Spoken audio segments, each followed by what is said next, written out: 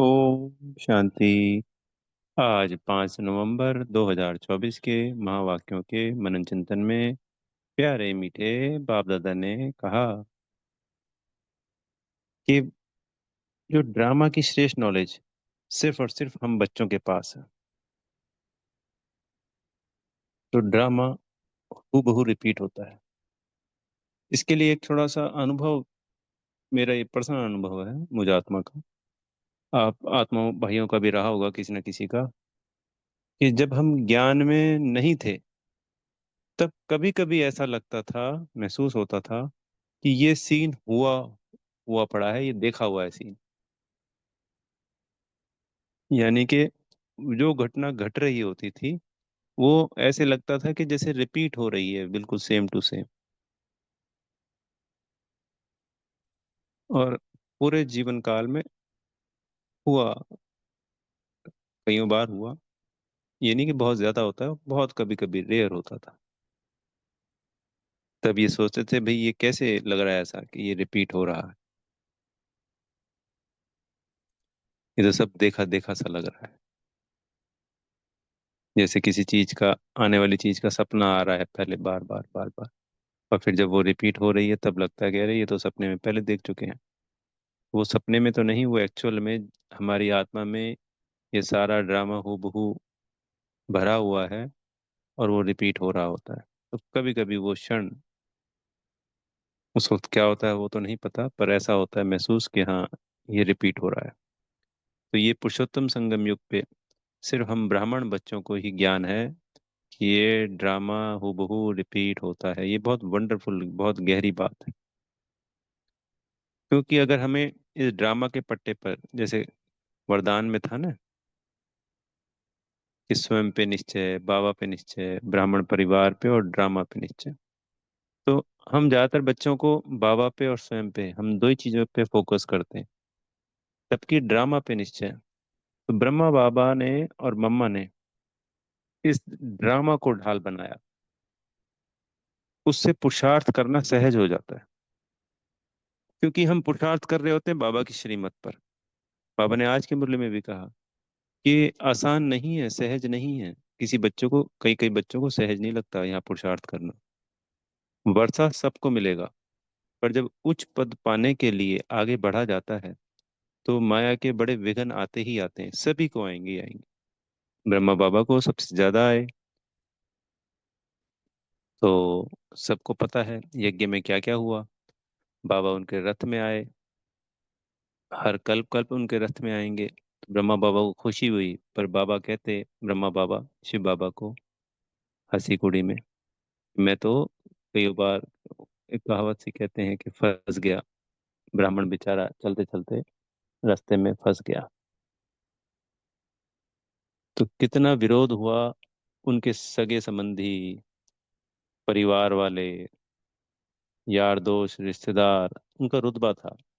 सभी जानते हैं कि राजा महाराजाएं उनके दोस्त हुआ करते थे, जौहरी थे उस समय के, सबसे ऊंच जौहरियों में एक थे। पंचायत में, संसद में, कोर्ट में, सभी जगह पूर्ण रूप से पूरा शहर का शहर विरोधी बन गया। आसान बात नहीं होती। मदद मिली बाबा की, पर आसान नहीं है। अपने पे हम अगर सोचेंगे तो बहुत आसान नहीं है। पर ये जो ड्रामा की ढाल है, कि ड्रामा का हर सीन कल्याणकारी है।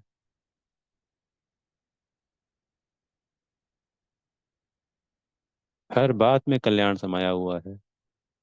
जो हो रहा है वो अच्छा हो रहा है, बहुत अच्छा हो रहा है। क्योंकि ड्रामा पे अगर निश्चय हो जाता है तो कुछ भी, कोई भी परिस्थिति आती है तो हम श्रीमत पे चल रहे हैं, पर फिर भी हमको मान लो वो परिस्थिति ने कुछ ऐसा कर दिया जो हमारे मन के विपरीत है, तो हम फिर दिल शिकस्त नहीं होंगे, क्योंकि ड्रामा के ऊपर हमें निश्चय है।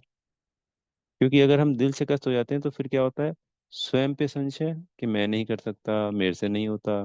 या बाबा पे निश्चय, बाबा तो था, फिर ये ऐसे कैसे हो गया, ये क्यों हो गया, ये तो नहीं होना चाहिए था। पर जब ड्रामा बीच में आ गया तो दोनों निश्चय पक्के रहते हैं। स्वयं पे निश्चय, बाबा पे निश्चय। तो हमेशा ड्रामा को भी याद रखना होता है। हम दो ही चीजों पे फोकस कर रहे हैं, आत्मा और परमात्मा। पर ड्रामा पे भी, ये जो पूरा बना हुआ है खेल, इसमें 33% आत्मा, 33% परमात्मा और 33% ड्रामा भी है। ये सिर्फ समझने के लिए 33-33% वाली जो बात की जा रही है।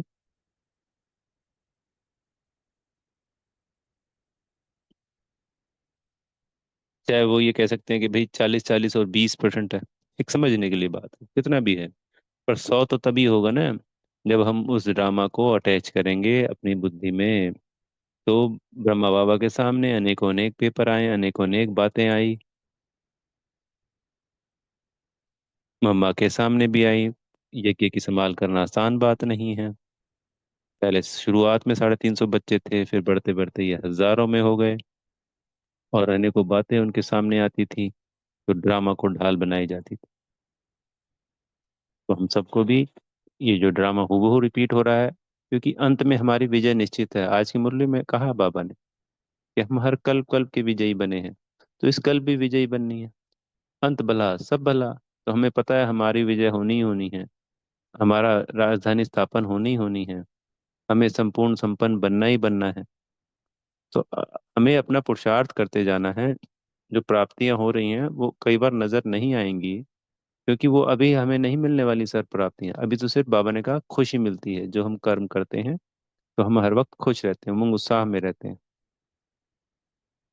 वो हमारा इकट्ठा हो रहा है, जमा हो रहा है। अगर आज मिल जाए तो माया रावण वो शक्तियां हमसे छीन लेगी। जैसे छोटा बच्चा है, उसके पास खूब सारा धन हो, तो दूसरे छीन लेंगे ना जी।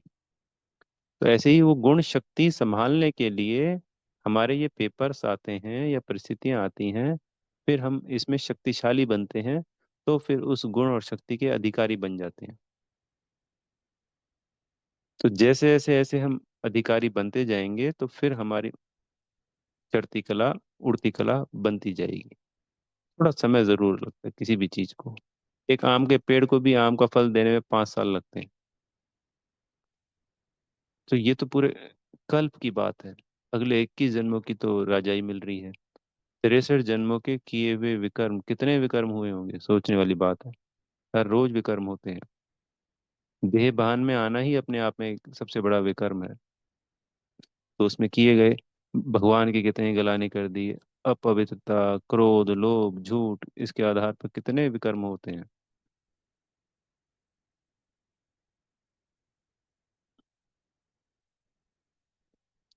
फिर बाबा ने आज प्रश्न उत्तर में कहा कि भाई प्रवृत्ति मार्ग वाले बच्चे कौन सा प्रश्न पूछते हैं। तो हम, बाबा धंधा करें, तो बाबा कहते हैं धंधा तो करो, पर रॉयल धंधा करो।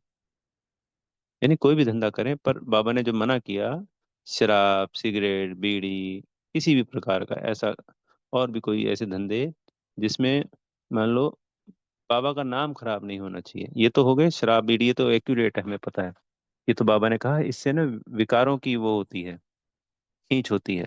क्योंकि सामने वाला जब ये चीज खरीदेगा और फिर वो विकारों में जाएगा, उसको विकारों की खींच होगी, तो कहीं ना कहीं प्रभाव तो पड़ता है ना जी। बाबा ने कहा कि उच्च पद पाने के लिए ये धंधे तो बदलने ही पड़ेंगे, मुरली में आगे कहा आज।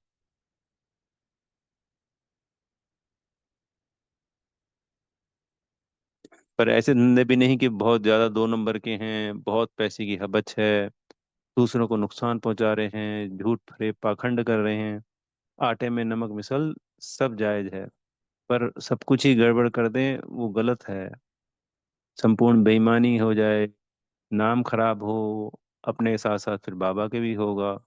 इस तरीके का कोई भी धंधा नहीं करना है।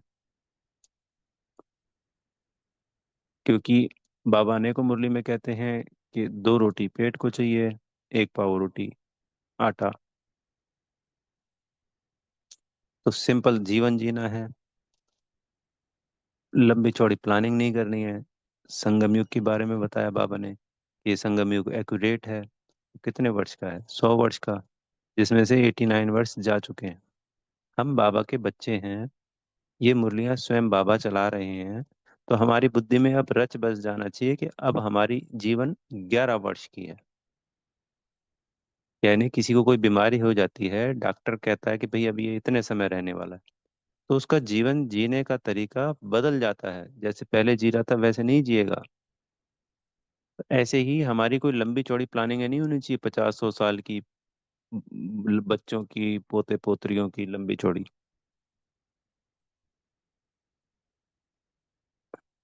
हमें सबको पता है, ज्ञान का मतलब क्या होता है, उस ज्ञान को अपने जीवन में उतारना और उसके अनुसार जीवन जीना। तो ये जो जीवन जीने की कला जो हमें ये ज्ञान सिखाता है, उसको हम जब धारण करेंगे, उसके अनुसार जीवन जिएंगे, तो हमें मजा आएगा। सिर्फ इसको पढ़ लिया, पढ़ के आनंद ले लिया, या इस कान से सुना उस कान से निकाल दिया, इसकी बातों पे अमल नहीं किया, इस पे हमने निश्चय नहीं किया, तो फिर तो जैसे संसार चल रहा है वैसे ही चल रहा है, सब कुछ वैसे ही हो रहा है।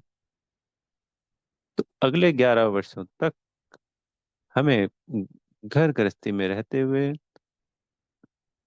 बहुत लंबी चौड़ी प्लानिंगें नहीं करनी है, बहुत ऊंची ऊंची प्लानिंगें नहीं करनी। क्योंकि वो सब चीजें करते हैं तो उसके लिए फिर हम ज्यादा धन के ऊपर ही फोकस करते हैं, फिर हम गलत तरीके भी अपना सकते हैं। हाँ, नेचुरली पहले से है, अच्छा धन आ रहा है, तो उसको ऐसा कर सकते हैं कि भाई थोड़ा समय निकालें सेवाओं के लिए, अपने नुमा शाम हो, रात को नींद अच्छी आए। कई बिजनेस ऐसे होते हैं, पैसा तो कमाते हैं, रात को नींद ही नहीं आती है, तो फिर उसका भी क्या फायदा, अमृत वेला ही छूट जाता है, मुरली क्लास ही नहीं जा पाते हैं। तो अगर हम कुछ फेर बदल करके एक ये सब बाबा की श्रीमत को पालन करते हुए उस धंधे को करेंगे, बाबा से मदद तो जरूर मिलेगी ही मिलेगी। एक और गौर करने वाली बात है कि जब बाबा, हम ज्ञान में चलते हैं तो हमारे धंधे में, हमारे पैसों में बरकत होती है, समृद्धि आती है। यानी पहले जितना पैसा कमाते थे उसमें अगर बचत कम होती थी, तो अब बचत ज्यादा होती है, अगर हम श्रीमत का पालन कर रहे हैं तो। ये पक्का है, ये निश्चित है। तो फिर हम अपने धंधे को सिस्टमेटिकली बदल सकते हैं। फिर बाबा ने आज मुरली में कहा कि अब हम सब बच्चों को ईश्वरीय मत मिल रही है। अब तक हम रावण की मत पे चल रहे थे, रावण यानी बुराइयों की मत पर, विकारों की मत पर। बुद्धि को नहीं पता था, पहले हमें ये विकार विकार थोड़ी लगते थे, पहले तो हम सोचते थे ये तो राइट है, ये तो जीवन जीना ही ऐसे उसको कहते हैं, सारा संसार ही ऐसे जी रहा है, काम क्रोध लोभ मोह अहंकार के ऊपर। पर ये तो ज्ञान में आने के पश्चात हमें ज्ञात हुआ कि ईश्वरीय मत ये है। हम तो देवी देवता थे, वो तो इससे कोसों दूर थे, क्योंकि हमें तो शास्त्रों के ज्ञान में ये बता दिया कि देवी देवता भी काम क्रोध लोभ मोह अहंकार में फंसे हुए थे। तो हमने क्या मान लिया कि इस धरती पे ये तो कॉमन बात है।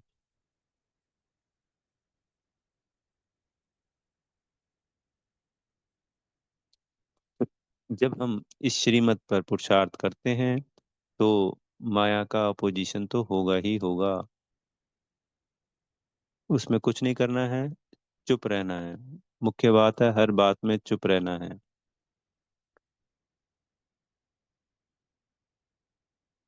जो हो रहा है उसको होने देना है और बाबा को सौंप देना है, दिल से बाबा से बातें करनी है, चिट चैट, बाबा ऐसे ऐसे हुआ, ये मैं आपको अर्पण करता हूँ या करती हूँ।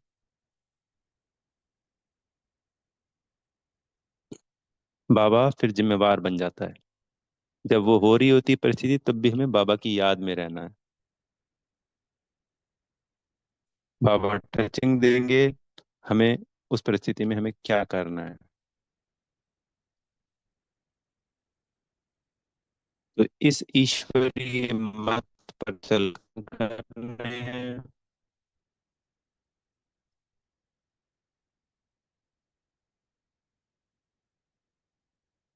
और बाबा से हमें संपत्ति, बाबा ने आज कहा कि बाप मिलते ही सबके लिए हैं, और बाप मिलने से संपत्ति कम होती जाती है।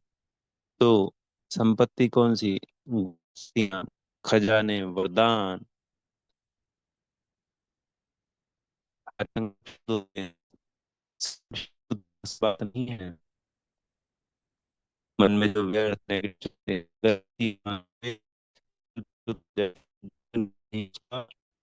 सुख में हो जाए, स्वर्ग के समान हो जाए। 17 ही संकल्पों को शुद्ध करने की है। मन में एक भी व्यर्थ ना चले तो खुद हम सोच के देखें कि कितना वंडरफुल हो जाएगा ये जीवन। और ऐसा होगा सभी ब्राह्मणों के साथ।